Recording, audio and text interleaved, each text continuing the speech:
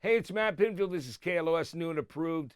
So excited that my guest is a man who really needs no introduction, but he has a new book out called The Storyteller, and it's #1 bestseller. Here he is. It's Dave Grohl. I was so excited to get it in advance and start reading it, so that by the time we talked, I'd get to read the whole book, which was so cool. I love right in the beginning. Just I wanted to say one of the most amazing things is just your relationship with Virginia, your mom, has always been something that I've actually witnessed because, I came to your house when we did There's Nothing Left to Lose and met your sister and your mom in Virginia, and then had a great talk with your mom when you were doing a show for the first responder that won the Foo Fighters garage tour in Yonkers, and hung out with your mom there. And I love your mom. She's just an amazing woman. Let's talk about this part of it, Dave, because your mom has always been such an advocate for you from that very young age. Yeah, she was a musician as well. In the 50s, she had this a cappella singing group with two of her friends. And she had a beautiful voice and loved music. And my father was a musician too. He was a classically trained flautist. So there was always music in the house. My mother was also a public school teacher.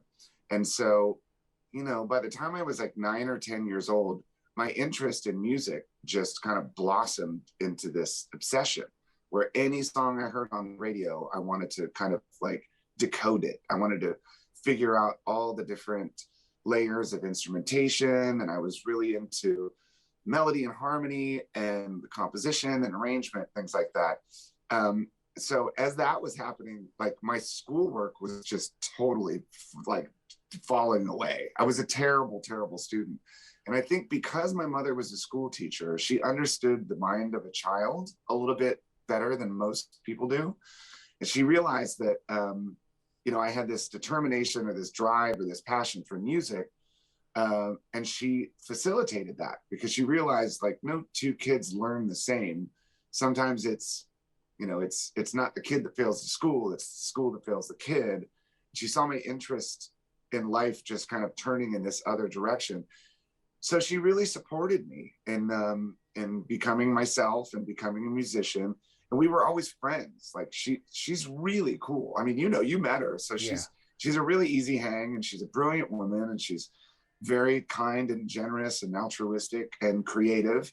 And she would take me to jazz clubs when I was young, and we would sit together and watch jazz. And I think that at a certain point, she realized that I was probably better off following my path rather than some sort of conventional 4 years of high school, 4 years of college. So when I decided to leave school to go play music, she basically just said, okay, well, you better be good. And she let me free. And we've been best friends my entire life. I know it's really amazing. I love that relationship you two have, and it's a great story in the book, of course, when you go to the jazz club, and the fact that you've never really had any real professional training except for some of those lessons with that guy who was Larry Robinson or his name. It blows me away because I've seen you get behind a kit and play everything from New Day Rising to Husker Du, and it's like thunder, to just getting up and being able to like literally, maybe effortlessly is the wrong word, but it's just like so natural for you that it's just incredible.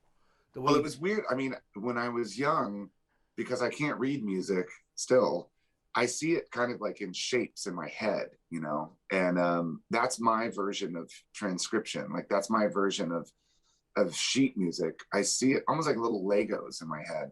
And I think that, because I was so I was mystified when I would hear something. Still to this day, when I hear a song that is like an earwig, I'm just trying to figure it out. Like yesterday, remember that They Might Be Giants song, Birdhouse in Your Soul? Yeah, remember that song? of course. I just kind of rediscovered it the other day, and I've listened to it 1,000 times in the last 24 hours. And I remember it when it came out. Yeah. But I'm like, all I do is sort of try to make sense of all of those shapes in my head as I'm listening to it. And, with drumming, there's something about drumming that, of course, I have to sort of think about what I'm doing because I want to figure out the physicality of actually doing it. But for the most part, I hear something and I can just sort of imitate it. I mean, to a certain extent. Like, it's not like I'm going to put on a Rush record and do everything exactly like Neil Peart, but it becomes this sort of like Rubik's Cube in life, where you wake up and you're just trying to, like, you're chasing the next thing, you're chasing the next melody, you're chasing the next song, and challenging yourself. And that's something that I've had in me since I was a little kid. I think it's a beautiful thing too, because again, your mom was a school teacher, and she was raising you and your sister. And I know that my dad was a school teacher. Same thing, where it's not a lot of my family is school teachers, so it's there's not a lot of money in that. But you find ways to make things work, and that's why it was so cool. Your mom bringing home the record player on weekends, And I love the story in the book that talks about how you had the smaller house in the neighborhood, and at first couldn't fit a drum set in there. But I love that you learned to play on pillows and you just figured out a way to do it. Well, that's the thing. I think that, the drive and the determination, it's like, you just find ways to do it because you have to, there's that thing inside of you that's like, oh my God, I have to figure this out. I have to, it's this like intrinsic like desire or need just to want to do it. I'm not sure exactly where that comes from, but I think, once you fall in love with the craft or the process or whatever it is to making music, it becomes a joy, because it's like, oh my God, what a luxury that you can like pick up an instrument and just, like, make a song or learn a song, and it becomes something. So with the pillows on the floor, I mean, that really was basically just out of necessity. I mean, we couldn't fit the drum set in my bedroom. There's no way my mom would, she probably would have let me had a drum set in the house banging away for 4 hours, because she was that cool. But I spared her that, Yeah. I just had the pillows, and she was lucky that I just had the pillows, believe me. Yeah, it's amazing. One of the other stories that I love so much in the book, and I think anybody young can relate to, is the story about Sandy and your middle school, that first love. As soon as I read that, I was like, wow, this is so great. Because I think anybody that's been through that, you're a kid, you're awkward, you ask a girl out, it's very innocent, but there's also that whole thing where when you have your heart broken, you turn to rock and roll, you know what I mean? And It's true. Well, you spend your life listening to other people's songs about having their heart broken or about them falling in love, and you connect to those songs and you relate to those songs. But then when it like happens to you and an instrument is in your lap, well, then this becomes your poem. Like, this becomes your journal. This becomes the thing that's going to help you sort of like drag these emotions out of you. And I think I was maybe like 12 or 13 years old. And I saw this as my rescue. I was like, okay, like, my heart is so twisted and broken right now. I'm just going to turn to this guitar, and that's going to heal me somehow. And that was the first time that happened. And still to this day, it does. I mean, if I write a Foo Fighters song, it's basically coming from the same place. I'm not, I've gotten over Sandy at this point, but it comes from the same part of your heart where, this is like the lure that catches that stuff out of your mind or your heart. Yeah, I mean, it's beautiful. And then, your cousin Tracy going to Chicago, discovering punk rock, going back and loving that, and then learning these records as you do when you're young. You're just like absorbing them, like all that punk rock that you listen to. And then that first time of Scream, realizing the guys are down the street in Falls Church, you know what I mean, from where you live, right? Yeah. The story about meeting Franz, the guitarist of Scream, and the rest of the band didn't show up yet because they were like, wanted to know, I love this story. Tell me about, it had to be a bit nerve-wracking, but you knew all the songs when you met him the first time. Well, that was one of the records that I would put on that public school record player that my mom would bring home. And I'd sit down at those pillows with these big, like, marching drumsticks. They were really fat, big. And I was learning to play the drums by listening to records. And one of them was a Scream record. So I knew every single one of their songs, front to back, like every part. I knew every single song. And so when I saw in my local music store that Scream was looking for a drummer. I think I was 17. I was still in high school, living at my mom's, you know, but I saw that Scream was looking for a drummer, and they were like my favorite local band. And I'd seen them play. They were amazing. They were legends in DC. And so I just took the number and called it. The guitar player answered. And I don't even think my voice had changed yet. I was like, "Hi, my name's David." And I lied and said I was 23 or whatever. All I wanted was to jam with Scream and have the bragging rights so I could tell my friends, like, I got to jam with Scream in the basement of the head shop in Arlington, Virginia. You know, this is going to be amazing. And so I showed up, and it was just Franz, the guitarist. And he said, "Okay, well, what do you want to play, some AC/DC or Zeppelin or something?" And I said, "No, I want to play some Scream song." And he said, "Which ones do you know?" And I was like, "I know them all." And so we just blasted through the entire catalog. And then they asked me to join the band. And I mean, I said, no, I couldn't, because in order for me to do that, I would have to leave school, be disowned by my father, leave all of my friends behind. And I didn't think I was ready for that until I went to see Scream like a month later. And the feeling I got when they kicked into that first song was the same feeling I got the first time I saw a band, which was this band Naked Reagan, another punk rock band from Chicago. And when I, like, that feeling, that energy of that small club where the song begins and the place explodes and there's like bodies flying around and your chest is up against the stage and the singer's like stepping on your head, that to me was rock and roll. And so when I saw Scream that night, I went right downstairs after they were done and said, "You know what? I am your drummer. I have to do this." And so I just left everything behind and joined Scream. Which is amazing, and then hit the road with the guys. And then eventually ended up in Los Angeles, where things started to change, obviously. Band was splitting up. You were there, I mean, living with their sister, who's mud wrestler, right? And it was just that's such a great story. But I love the paying your dues aspect of it, Dave, because, you know, eating a can of baked beans, you know, that's one of the last things that's in the house. And even as things went on, even in the early days of Nirvana, just, you know, corn dogs and things like that, you know, like, and trying to figure out what your diet is while you're on tour from the AM, PM, or 7-Eleven.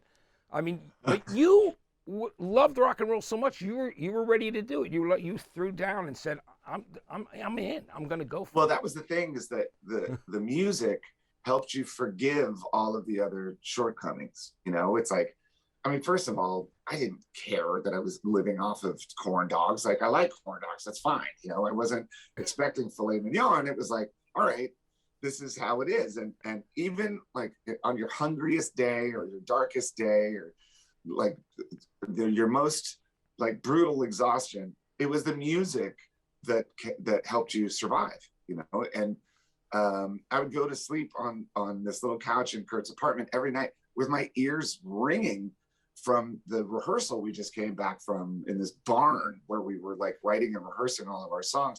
I would lay in my sleeping bag with my ears just ringing. And that's what kept me going.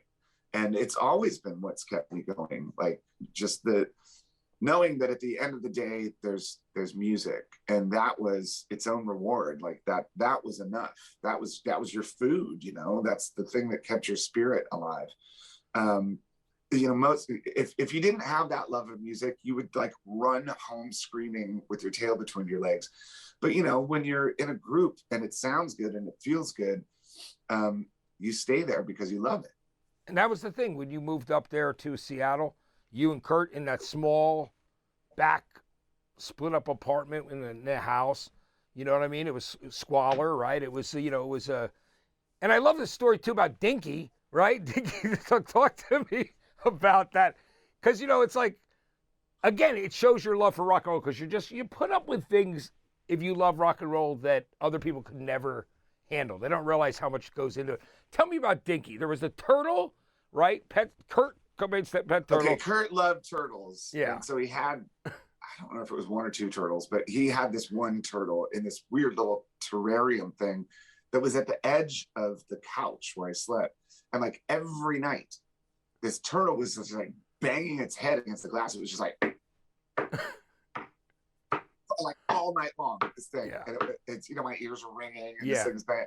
And that drove me insane. But when Foo Fighters were making our second record, there's Calling the Shape. At that time, like Pat was quitting the band and our drummer quit the band, and I was going through a divorce and didn't really have any money because I couldn't, because of the divorce thing. And it was just like, I was sleeping on the singer of Scream, Pete Stahl, was living in Los Angeles. I was sleeping in his back room and I was just overwhelmed with everything was just kind of falling apart. And to make it worse, his sister's dog, Dinky, would piss on me every night in my sleeping bag. So I'd wake up in a wet sleeping bag covered in dog piss. And so like, just when I think it can't get any worse or it can't get any lower, I'm just thinking this cute little dog, like somehow Dinky knew that I was like going through some shit, you know what I mean? Yeah.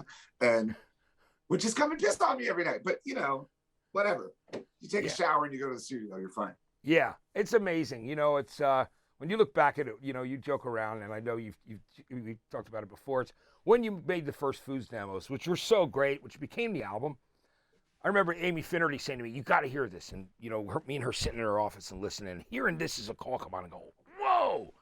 And we talk about that, like, you know, the drummer making the jump, right, which is incredible. And I mean, that at that period of time, just going in and saying and throwing, you know, I guess we should back up a little bit. I mean, going through the loss of Kurt. I mean, that was probably the hardest chapter to write in the book, and one of the hardest things to go through. Yeah, that one I waited. That was the last chapter I wrote because I was scared to write it. And you know, the way I wrote this book, it started last March when the pandemic hit and everything shut down. The first thing I did was start this Instagram page called Dave's True Stories. And I was just writing these little short stories because I had nothing else to do. And then once I realized that the pandemic was going to last a while, I thought, okay, well, maybe now is a good time to write a book. And I had made this list of like 30 or 40 short stories that I could write for this Instagram thing. And I just took that list and handed it to my publisher, my editor. And I said, okay, you pick what you want me to write. So she was sort of assigning me these things. Okay, write about the car crash when you were a kid, write about your audition for Scream, write about blah, blah, blah. And of course I knew I was going to have to write about the end of Nirvana and Kurt dying. And I was afraid to do it. And so I wrote everything until finally my editor said, your deadline is Tuesday. Like, drop dead, book going to the printers on Tuesday. I think it was Sunday night. And I just locked the door and I started writing. And I knew what people wanted me to write. And I didn't want to do that. Oops, sorry. How did I lose you? Okay. Yeah. I didn't want to do that. I wanted to paint a more like a broader emotional piece about losing someone and losing someone important to you and how your mourning and grief is determined by the relationship you have with that person. But it was hard to write because I say things that I really haven't said to many people at all. It was one of the great things about writing this book, which was finding these revelations as you're putting them on the keyboard. As you're writing them, you're thinking like, oh my God, you start connecting the dots. And it was hard to write, but I'm glad that I did it. It's great, and I love the part where, you know, you're trying to find yourself and take a little break from music, obviously, because at that point, you know, everything that brought you up to that point, I mean, it was a whirlwind, you know, the explosion of Nirvana when Smells Like Teen Spirit, you know, video went on MTV and everything changed worldwide. And it was incredible that how it was such a rocket, and it was the three of you and everything that transpired. But I love that you saw the kid with Kurt's, you know, face in the T-shirt while you were driving and hitchhiking. Kid, tell me about in Ireland. When the band was over, when Nirvana was over, I really didn't want to play music for a while. It was hard, you know, like just sitting down on a drum stool was heartbreaking for a while. So I just put everything away, all the instruments, and I sort of stopped listening to music. I couldn't even listen to the radio, just for fear that I would hear a song and I would just like start freaking out or break down. So I went on this road trip where I wanted to find the most remote area I possibly could to do some sort of like, just to disappear and do some soul searching. And I'd been to the Ring of Kerry in Ireland before, and it's so beautiful. It's really like, you just feel like you're at the end of the earth, and it's gorgeous and serene. So I went out there and was driving around, and was driving down this country road and saw a hitchhiker dude. And as I got closer, I saw that he had a Kurt Cobain t-shirt on. And it was in that moment that I realized, like, I can't outrun this. I need to, I need to face it and go back home and pick up the instruments and start playing again. Because music was the thing that always healed me, just as it did when I had my heart broken by Sandy. Yeah. That instrument in my lap is what saved my life. And so I went back and got the instruments and booked 6 days at the studio down the street from my house and recorded that first Foo Fighters record. But at the time it wasn't a band, and it wasn't like a career decision. It was like I went and recorded this stuff and then took that tape to this cassette duplication place and made 100 copies and was just like handing it out to my friends. And then I started thinking, okay, I don't really just want to go and become someone's drummer again. Maybe I'll try this other thing, because I don't know that I can do it. It was the challenge of not knowing if I could actually pull it off. And so I did. And there were a lot of the songs were great on there. Things that felt like, where you were at the time, like Alone and Easy Target. What a great song. There was just like, there was even the more like kind of ethereal tracks like Floaty were so great. I mean, there was just all the singles that of course people know, but it was a great demo. All you, except I think Greg Dooley did like one guitar part or something, right? Greg Dooley came by the studio one day and I just put a guitar in his lap. I'm like, here, play it. Yeah. And he put a guitar in this song called Ecstatic. A lot of those songs were were written and demoed while Nirvana was still a band, like Alone and Easy Target and Floaty. Those songs I think I wrote in like 1992 in my basement after Nirvana came home from a tour. But I was recording these things by myself and keeping them my secret because I didn't really think they were that good. I mean, when you're in a band with someone like Curt, who's the songwriter, you don't want to confuse the creative process. You know what I mean? Like, we had the greatest songwriter of our generation in the band. So I wasn't going to show up and be like, hey, we should play some of our songs. I was perfectly comfortable being the drummer, but I would come home and record these things by myself just as like an experiment.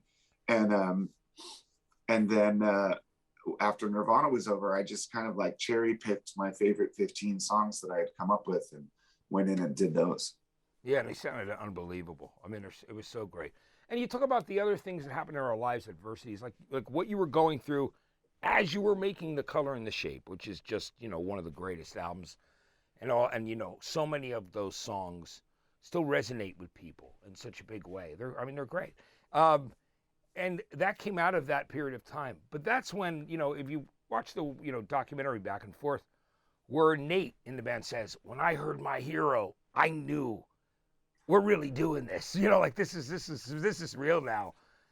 Tell me about that feeling when you realized that The Color and the Shape was this great record and that it really was resonating with everyone. Well, the difference between the first record, first of all, the first record was just one person. So the next record was a band going into the studio and really working on it. If the first record took 6 days, Color and the Shape was like, it was months. It was a few months or something like that. The most time I'd ever spent in the studio with the producer, Gil Norton, who had produced Pixies and Counting Crows and stuff like that. He's an amazing producer, but when you're in the studio with him, he makes you work, dude. And this is like pre-Pro Tools and all of that stuff. So he wants to get perfect takes. And in order to do that, you do it 20, 30, 40 times, So we were putting a lot of effort into this. And I was finally writing lyrics that really, that meant something a bit deeper than anything I'd ever written. But by the time we were done, we were really happy with the album. because of the hard work we put into it, because of the production and the craft that Gil Norton brought to it. You know, I don't think we ever imagined we'd be playing these songs 26 years later, but we did feel confident in what we had done. Because also at the time, you know, a lot of bands would go in and make their, like, they'd get a record deal and make a really like produced album, and then get all the success, and then make like a really grungy record.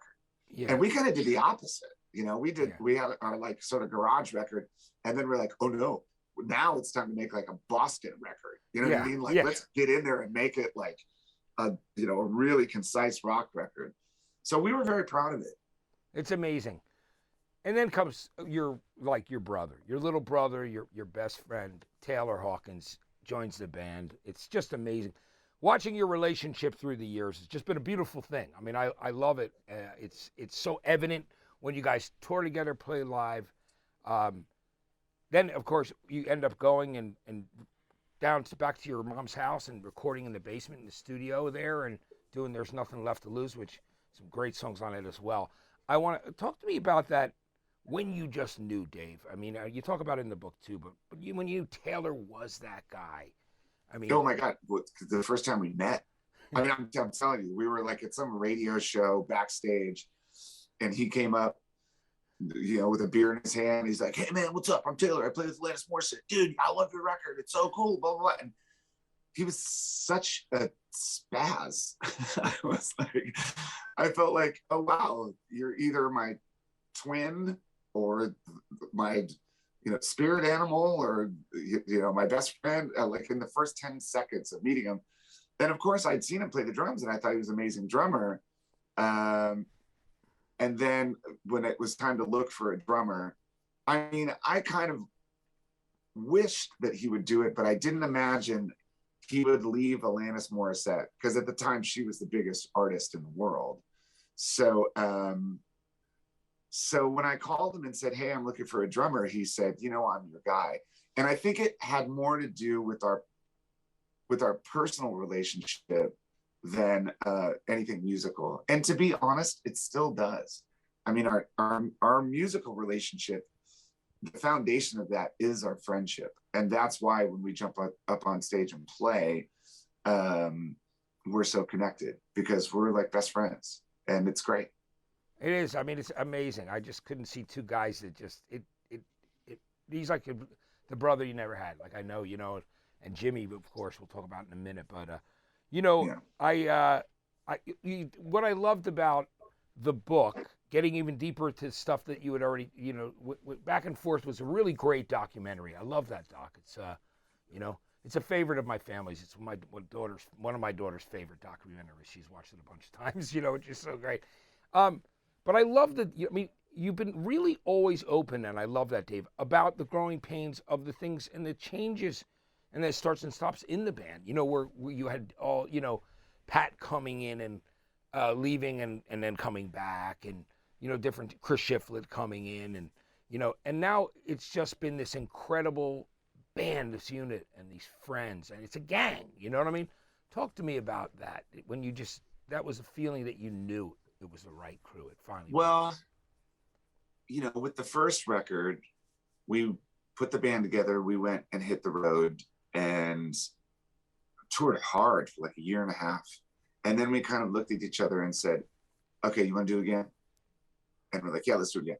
So then we go and make that second record, and, you know, make our way through all these obstacles and hurdles. We toured for another 2 years. And then we look at each other and say, "Okay, you want to do it again? Let's do it again." And it's kind of been that way for 26 years. But eventually you get to the place where, you know, I think all of us are really grateful to be in the place that we are, that we get to play music and share this experience as friends and with thousands of people all over the world. It becomes more than a band. It kind of just becomes this big life. And you know, it's the greatest job in the world. I mean, I've had crappy jobs, furniture warehouses and Shakey's Pizza and crap like that. But you know, to be able to share this thing with the world, you really realize how lucky you are, and I think we're all very thankful for it. And to see it to stop now, or to see it go away, I don't think anybody in the band wants that. I mean, I always joke, it's like your grandparents getting divorced. Like, why? At this point, like, why? Yeah. Why would anybody, you know what I mean? Like, it's Yeah. kind of out of the game. So, so we're very, you know, we're very thankful for everything that we have, and we don't take much for granted. That's for sure. You definitely don't. And I think that's one of the great things. Dave, for me, what I've always loved about you so much too is the fan in you, the passion for music has never left. And I always call you the ambassador of rock, because for me, you know, you have played with many of your heroes. You've met them. You always still go into the world, into the day, with that love and passion that you've always had as a fan since you were a kid. And you've become friends with these people that you grew up with and loved, like Paul McCartney. In the book, we talk about Paul. There's the Joan Jett bedtime stories chapter. There's just all these great things in the book. But the thing that you realize is you never stop loving and appreciating being a music fan, even with whether it's meeting Little Richard, you know what I mean, his son at the airport. Like, you know, those things are great. Talk to me about when you sometimes reflect on that. Well, I'm sure you feel the same way. I mean, you know, when I get to jam with or meet or hang out with any of these musical heroes of mine, the coolest part is that when you're face to face with someone that has influenced you musically or in your life, you're reminded that they're flesh and bone, like they're an actual human being. It can be easy to make that disconnect, you know, to think like, oh, the Beatles are the Beatles, you know, or Joan Jett is a superhero, or whatever it is, Little Richard is, you know, a god. Or Jimmy Page, right? When Jimmy Page and John Paul Jones, right? Yeah. So, but when you're face to face with them, it's reassuring. You're like, oh, that's right. They're people. You know, it's hard to say they're just people because of their like incredible musical abilities, but for the most part, you know, you look at them and it reminds you that this is all a very human thing. And so that's what I love about coming face to face with one of your heroes for the first time, because, you know, it makes you feel like, oh, good, life actually happened. Okay, cool. Like, this wasn't just all a dream. Like, life is actually like going off right now. This is great. Yeah. But then you sit down and play music with them, and it's just, you know, I mean, a lot of this book is written from the perspective of someone having an out-of-body experience. It's like I'm watching this happen to someone else as it's happening. Yeah. You know, like having Joan Jett read bedtime stories to my daughter. It's like, really? This is real? Like reality right now? This is crazy. And I have to pinch myself, and I still do all the time. Every time there's another extraordinary experience, I'm just like, oh, God, I can't believe this is happening. This is so crazy. I think it's great, and I love those parts of the book. Oh, I mean, there's so many different things I love about it. I also love that you're a very proud dad. I mean, I also I just have daughters, 2 daughters, and you have 3. It's great, you know, Violet, Harper, and Ophelia, and it's just, I love your devotion to family. I mean, and it's so rooted in your relationship with your mom. It's beautiful, man, you know? And, yeah. I mean, I think that a lot of, you know, my mother set such a great example to me in so many ways. You know, she was the hardest working person I've ever met in my life. As a school teacher, she had 2 other jobs. She worked at a department store. She worked for Surf Pro cleaning company, carpet cleaning, and like stuff like that, just to make sure that we were like healthy and happy and fed. And watching her work month to month just to make sure the heat didn't get turned off and stuff like that. That work ethic, like that was instilled in me from a really early age. And the fact that she cherished her relationship with her kids so much that she kind of like disciplined us with freedom, which I thought was so cool. She really let us become who we were going to become.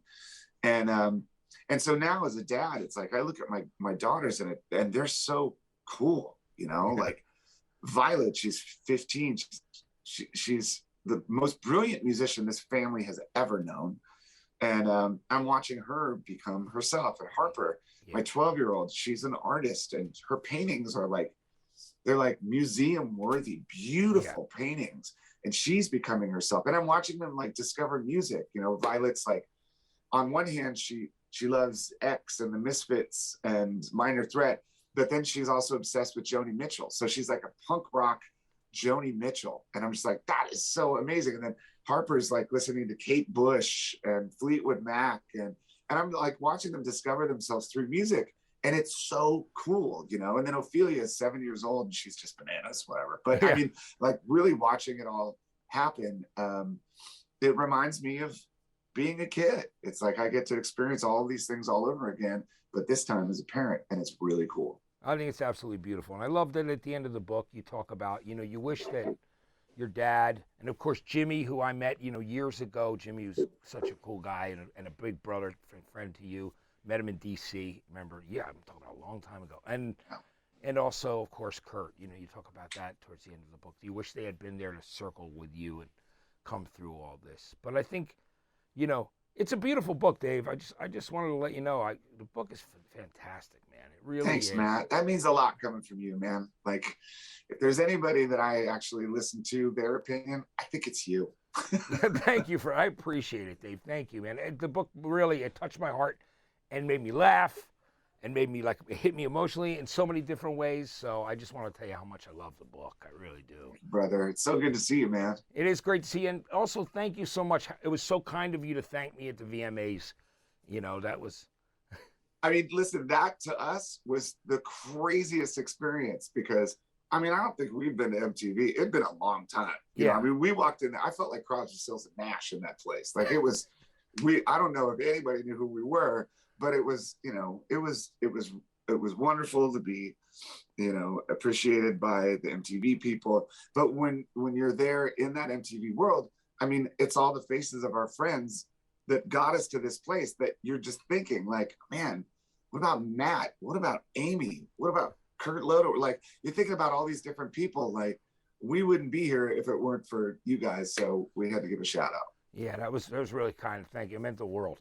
And listen, so Dave, thanks for taking the time today. This was fantastic. I love the book, and always looking forward to the next Foo Fighters record too, because they're always awesome, and there's always a great surprise. And I just want to say thanks, man, for taking the time. All right, dude. We'll see you down the road. It's great to see you, Matt. Great to see you too, Dave. Thank you so much. It was great.